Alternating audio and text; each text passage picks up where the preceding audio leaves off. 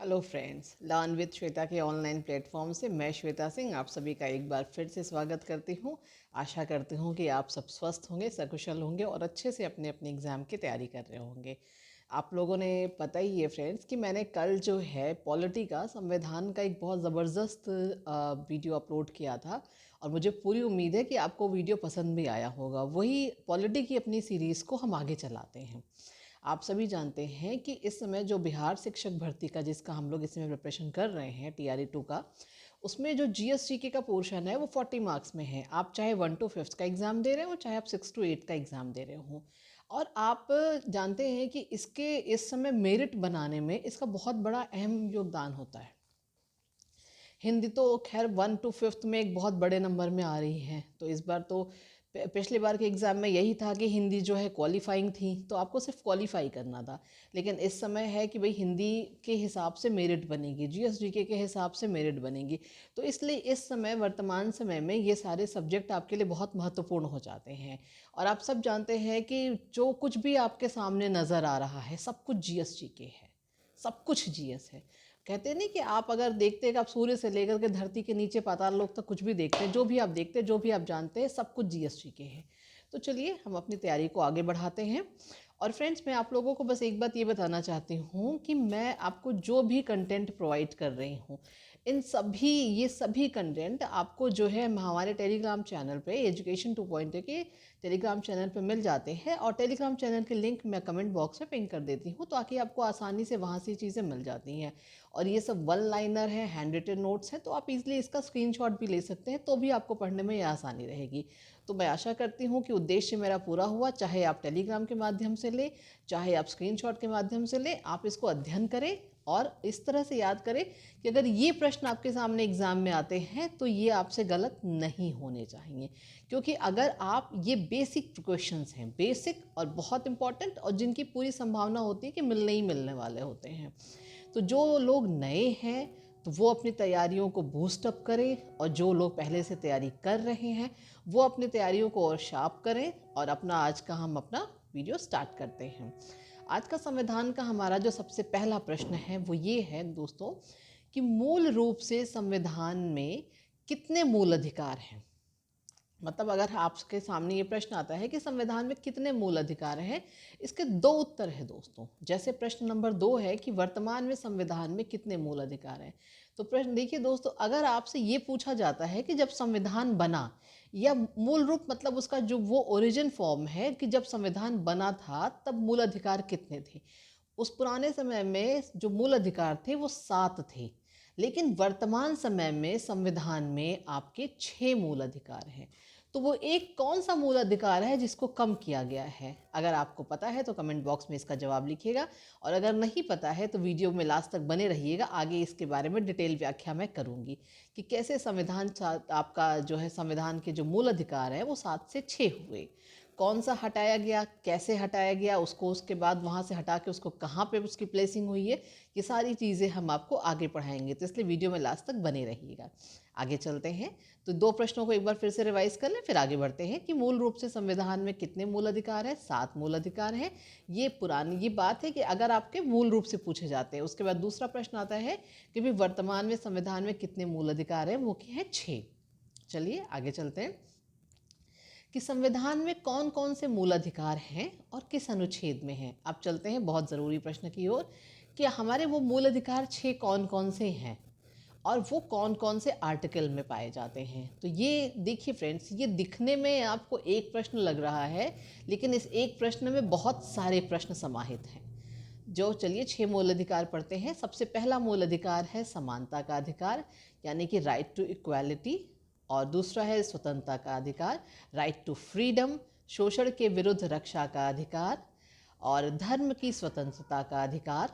पांचवा है संस्कृति व शिक्षा संबंधी अधिकार और संवैधानिक उपचारों का अधिकार। फ्रेंड्स, ये आपने 6 अधिकार पढ़े, 6 मूल अधिकार पढ़े, और इनके जो आर्टिकल हैं, जो इनका जो अनुच्छेद एकदम सीरियल से है, आपको याद करने में बहुत आसानी होगी। एकदम सीरियल से है जो है।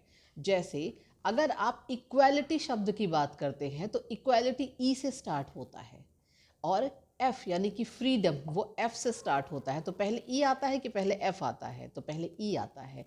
तो ये एक शॉर्ट ट्रिक है अपने जहन में बैठाने के लिए इस बात को कि अगर इक्वालिटी की बात है तो आर्टिकल 14 to 18 मतलब अनुच्छेद 14 से 18 तक समानता का अधिकार है। स्वतंत्रता यानी कि एफ फ्रीडम, स्वतंत्रता का अधिकार अनुच्छेद 19 से लेकर के 22 तक यानी कि आर्टिकल 19 to 22 है। अगला है शोषण के विरुद्ध रक्षा का अधिकार, इसका अनुच्छेद 23 और 24 है। अनुच्छेद 23 और 24 में इससे संबंधित सारी बातें रखी गई हैं। साथ में धर्म की स्वतंत्रता का अधिकार, मतलब आप स्वतंत्र हैं कि आप कौन सा धर्म लेते हैं, इसके अलावा पूरी तरह स्वतंत्र है। ये आपके मूल अधिकारों में से आता है और इसका अनुच्छेद है अनुच्छेद 25 से लेकर के अनुच्छेद 28 तक यानी कि आर्टिकल 25 to 28। अगला है संस्कृति व शिक्षा संबंधी अधिकार, अनुच्छेद 29 व अनुच्छेद 30, दो अनुच्छेदों में ही इससे संबंधित सारी जानकारियां हैं। अगला है संवैधानिक उपचारों का अधिकार, इसका सिर्फ एक आर्टिकल है, आर्टिकल 32, और ये आर्टिकल 32 अपने आप में वेरी वेरी इंपॉर्टेंट आर्टिकल है। आगे चलते हैं। मैं उम्मीद करती हूँ कि आपको ये बात ज़रूर मैं समझाने में सफल हुई होंगी कि आपको ये समझ में आया होगा कि आप ये 6 किस तरह से सीक्वेंस याद करेंगे और साथ में कैसे इसके आर्टिकल भी सीक्वेंस वाइज याद करेंगे। अगर इसीलिए मैंने इसको एक ही प्रश्न में डाल दिया, इसको मैंने अलग अलग डिस्ट्रीब्यूट करके नहीं डाला, मैंने इसको एक ही प्रश्न में डाल दिया क्योंकि आपको एकदम सामने ये लिखा हुआ दिख रहा है। अगर आपने इसको 10-15 बार भी पढ़ लिया तो ये आपको एकदम बाय हार्ट हो जाएगा। अगला प्रश्न है संविधान सभा की पहली महिला सदस्य कौन थी? उनका नाम था अम्मू स्वामीनाथन। उसके बाद अगला प्रश्न है कि संविधान सभा की एकमात्र मुस्लिम महिला कौन थी? इससे पहले मैंने पूछा पहली महिला सदस्य, अब मैं पूछ रही हूं कि मुस्लिम महिला कौन थी? उनका नाम था बेगम एजाज रसूल। अगला प्रश्न है भारतीय संविधान के जनक किनको कहा जाता है? आई होप आप लोगों को ज़रूर पता होगा, इंपॉर्टेंट क्वेश्चन है इसलिए मैंने अपने वीडियो में शामिल किया। Doctor Bhimrao Ambedkar, doctor Ambedkar. अगला प्रश्न है कि डॉक्टर अंबेडकर ने संविधान की आत्मा किसे कहा? डॉक्टर भीमराव अंबेडकर ने संविधान की आत्मा संवैधानिक उपचारों के अधिकार को कहा, जिसका आर्टिकल 32 है, जिसको मैंने अभी आपसे कहा था कि बहुत ज़रूरी बहुत महत्वपूर्ण आर्टिकल है। तो फ्रेंड्स आशा करती हूँ कि इतने प्रश्न आपको समझ में आए होंगे। अगर आपको और एक्सप्लेनेशन चाहिए और जानकारी चाहिए तो मुझे कमेंट बॉक्स में ज़रूर बताइएगा, तो मैं इसको और भी डिटेल में एक्सप्लेन करूँगी। अभी के लिए मुझे इतना सफिशिएंट लगता है, इसलिए मैं आगे चलती हूँ। हमारा अगला प्रश्न है कि संसद द्वारा पारित कोई भी विधेयक कब कानून बनता है? मतलब अगर संसद में कोई विधेयक पारित होता है तो वो कानून का रूप कब लेता है? तो इसका उत्तर है कि राष्ट्रपति के अनुमोदन के बाद, यानी कि जब राष्ट्रपति जी अपना अप्रूवल देते हैं तब जा कर के वो विधेयक कानून बनता है।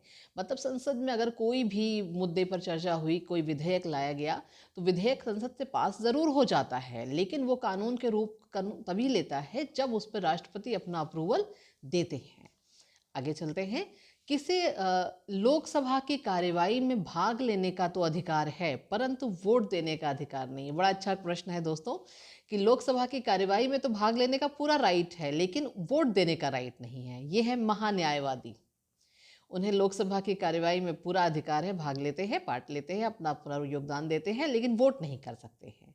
आगे चलते हैं। और ये प्रश्न इसी तरह से पूछने आता है, इसी तरह से एग्जाम में आता है, तो इसलिए इसका उत्तर महान्यायवादी है, जरूर याद कर लीजिएगा। अगला प्रश्न है लोकसभा और राज्यसभा के दो अधिवेशनों के बीच में अधिकतम कितने समय का अंतर होना चाहिए? मतलब अगर लोकसभा का कोई अधिवेशन हुआ फिर राज्यसभा का अधिवेशन हुआ तो मतलब कितना इतना गैप है कि जो मैक्सिमम किया जा सकता है, तो वो है कि ये 6 मंथ से ज़्यादा नहीं होना चाहिए। मतलब विद इन 6 मंथ लोकसभा और राज्यसभा के जो अधिवेशन होते हैं इसके बीच में उनको करा लेने हैं। तो जवाब है 6 महीने। अगला प्रश्न है भारत सरकार का थिंक टैंक, पहली चीज तो ये कि थिंक टैंक कहते किसको हैं? तो जिसको आप लोग पहले योजना आयोग के रूप में जानते थे और अभी वर्तमान समय में नीति आयोग के रूप में जानते हैं। तो अगर थिंक टैंक की बात आती है तो फिलहाल अब ये प्रश्न नीति आयोग के ही नाम से पूछा जाता है, लेकिन पहले योजना आयोग के नाम से पूछा जाता था क्योंकि योजना आयोग का अभी नाम बदल करके नीति आयोग हो गया है। और अगर आप थोड़ा पढ़ने में इच्छुक हो तो नीति आयोग का फुल फॉर्म मुझे कमेंट बॉक्स में ज़रूर लिखिएगा।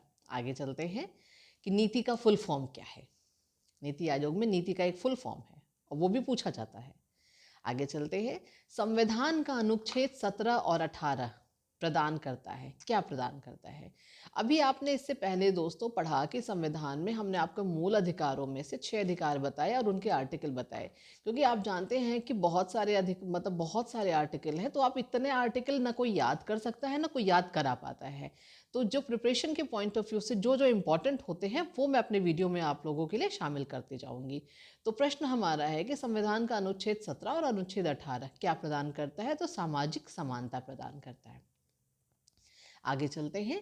भारत में वार्षिक वित्तीय विवरण मतलब पूरे साल का जो फाइनेंशियल स्टेटमेंट है वो संसद के दोनों सदनों के समक्ष कौन पहुंचाता है, किसके द्वारा ले जाया जाता है? इसका आंसर है राष्ट्रपति। हमारे प्रेसिडेंट का ये काम होता है कि वो भारत के जो वार्षिक वित्तीय विवरण मतलब कि जो एनुअल फाइनेंशियल जो पूरा डिस्क्रिप्शन होता है वो संसद के दोनों सदनों के सामने राष्ट्रपति जी लेके जाते हैं। आगे चलते हैं। भारत के विभाजन के बाद संविधान सभा में सदस्यों की संख्या कितनी थी? इस प्रश्न का सीधे सीधे उत्तर है 299 मतलब कि 299। लेकिन आपको मैं अपने अगले वीडियो में या आने वाली किसी और वीडियो में मैं आपको ये डिटेल में बताऊंगी कि पहले कितने थे, मतलब विभाजन से पहले कितने सदस्य थे, बाद में डिस्ट्रीब्यूट हुए तो किस तरह से डिस्ट्रीब्यूट हुए और कौन कौन सा कहाँ कहाँ पे डिस्ट्रीब्यूशन हुआ। तो इसका मैं डिटेल आप लोगों को किसी वीडियो में शामिल करके बताऊंगी। बट अभी के लिए याद कर लीजिए कि विभाजन के बाद संविधान सभा में सदस्यों की संख्या 299 थी। आगे चलते हैं। वह कौन सी मूल आधारिका है जिसे भारतीय संविधान विकसित हुआ? मतलब कि भारतीय संविधान को विकसित करने के लिए एक मूल आधार आपके सामने था और वो था भारत शासन अधिनियम 1935 का। जरूर आपको समझ में आया होगा ये प्रश्न। आगे चलते हैं। राष्ट्रपति पर महाभियोग लगाने के लिए किसी भी सदन में कम से कम कितने दिन पहले लिखित सूचना दी जाती है? मतलब ये एक तो पहली बात ये है कि महाभियोग जल्दी लगता नहीं, ये बहुत बहुत रेयर केस में होता है कि महाभियोग जैसी स्थिति आ खड़ी हो जाए। और अगर ऐसी स्थिति आ खड़ी हो जाती है कि राष्ट्रपति पर महाभियोग लगता है तो कम से कम 14 दिन पहले इसकी सूचना, लिखित सूचना देनी बहुत ज़रूरी होती है। मैं उम्मीद करती हूँ कि यहाँ तक आप लोगों को समझ में आया होगा। अब चलते हैं अपने अगले प्रश्न की ओर। दोस्तों हमारा अगला प्रश्न है कि राष्ट्रपति के चुनाव के मामले में किसी भी विवाद के बारे में जो अंतिम अधिकार होता है वो किसके पास होता है? मतलब कि राष्ट्रपति का चुनाव होता है तो अगर मान लो कोई भी मैटर होता है, कोई भी मामला होता है, अगर कोई विवाद हो जाता है तो उसका जो अंतिम अधिकार है वो सुप्रीम कोर्ट के पास होता है। और जब भी इस तरह के प्रश्न आते हैं तो ऑप्शन में आपको सुप्रीम कोर्ट, राष्ट्रपति, प्रधानमंत्री इस तरह के ऑप्शन होते हैं जो कि आप काफ़ी कंफ्यूज होते हैं। स्पेशली संसद और राष्ट्रपति में आप बहुत कंफ्यूज होते हैं। तो अगर सुप्रीम कोर्ट, संसद, राष्ट्रपति इस तरह के ऑप्शन लिखे हों तो बिल्कुल कंफ्यूज ना होइएगा और सीधे सीधे इस प्रश्न का सिर्फ एक ही उत्तर है, वो है सुप्रीम कोर्ट। आगे चलते हैं। ये फ्रेंड्स जो मैंने आपसे वादा किया था कि मैंने कहा था कि वीडियो में लास्ट तक बने रहिएगा, मैं उसको डिस्क्राइब करूंगी कि कौन सा ऐसा मूल अधिकार हटाया गया और उसके बाद उसको कहाँ पे रखा गया। तो फ्रेंड्स वो है कि संपत्ति का अधिकार। संपत्ति का अधिकार जो मूल जो आपका संविधान था जो सबसे पहले वहाँ पे बना हुआ था, तो वहाँ पे 7 मूल अधिकार थे जिसमें से 6 मैंने आप लोगों को बताए। इस 7वां मूल अधिकार संपत्ति का अधिकार था जिसको 44वें संविधान संशोधन में, 44वें संविधान संशोधन और इसका ईयर है 1978। मैंने इसीलिए कहा कि ये प्रश्न अपने आप में बहुत सारे प्रश्नों को समाहित करे हुए हैं। सबसे पहला कि वो कौन सा मूल अधिकार है जो संविधान संशोधन द्वारा हटाया गया था, तो वो है संपत्ति का अधिकार। दूसरा प्रश्न बनता है कि भाई कौन से संविधान संशोधन द्वारा, तो भाई 44वें संविधान संशोधन द्वारा। अगला प्रश्न बनता है कि भाई 44वां संविधान संशोधन कौन से ईयर में हुआ था, तो उसका ईयर है 1978 द्वारा मूल अधिकार की सूची से हटा दिया गया। अभी तक आपको ये समझ में आया कि संपत्ति के अधिकार को इस 44वें संविधान संशोधन के द्वारा 1978 में मूल अधिकार की सूची से हटा दिया गया। अब आप आगे समझिए कि इसे फिर आगे रखा कहाँ गया।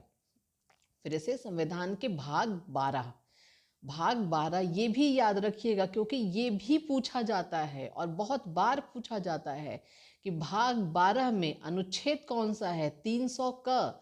भाग 12 में अनुच्छेद 300 क के तहत कानूनी अधिकार बना दिया गया।